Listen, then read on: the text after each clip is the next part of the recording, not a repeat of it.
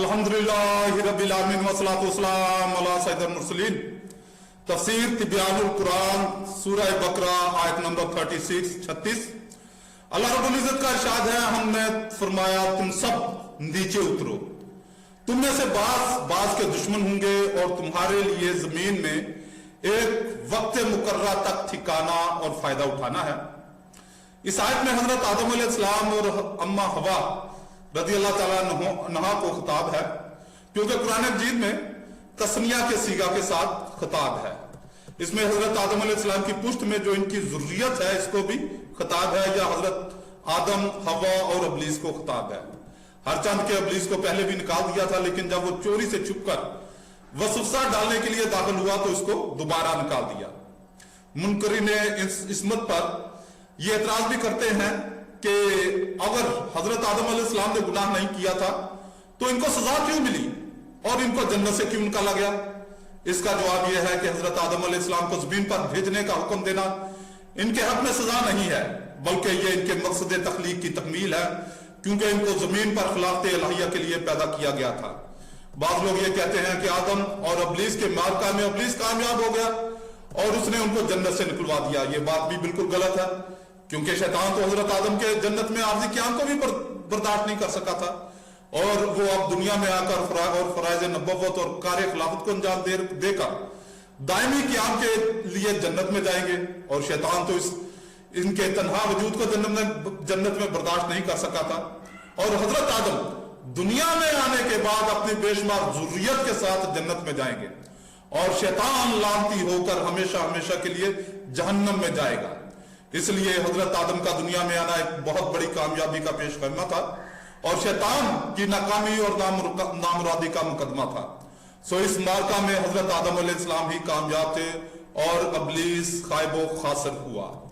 बाद लोग ये कहते हैं कि अगर हजरत आदम अलैहिस्सलाम शजरे ममनुआ से ना खाते तो हम जन्नत में ही रहते। इनके शजरे ममनुआ से खाने की वजह से हमें भी जन्नत से आना पड़ा। इसका जवाब यह है कि आप कैसे जन्नत में रहते और आपका क्या इस्तेहकाक था। जन्नत तो पाक लोगों की जगह है। हजरत आदम अलैहिस्सलाम की पुश्त में पाक लोग भी थे और नापाक लोग भी थे।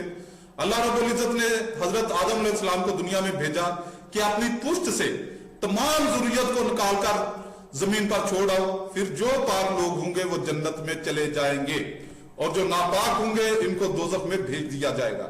और इस एतबार से देखा जाए तो हजरत आदम अलैहिस्सलाम की पुश्त में इन नापाक लोगों का वजूद इनके जन्नत से आने का सबब था। और हकीकत यह है कि चूंकि हजरत आदम अलैहिस्सलाम को जमीन की खिलाफत के लिए बनाया गया था, इसलिए उन्होंने बहरहाल जमीन में आना था।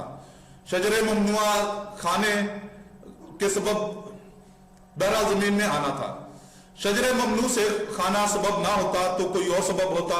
नीज अंबिया अलैहिस्सलाम बाज़ औक़ात अपने मुखालफीन के शर की वजह से अपनी जगह से हिजरत करते हैं, लेकिन वो फिर दोबारा कामयाब व कामरान होकर इस जगह से लौटते हैं, जैसे सैयदना मोहम्मद मुस्तफा सल्लल्लाहु अलैहि वसल्लम ने कुफार के शर की वजह से मक्का से मदीना को हिजरत की और फिर मक्का में फातहाना दाखिल हुए।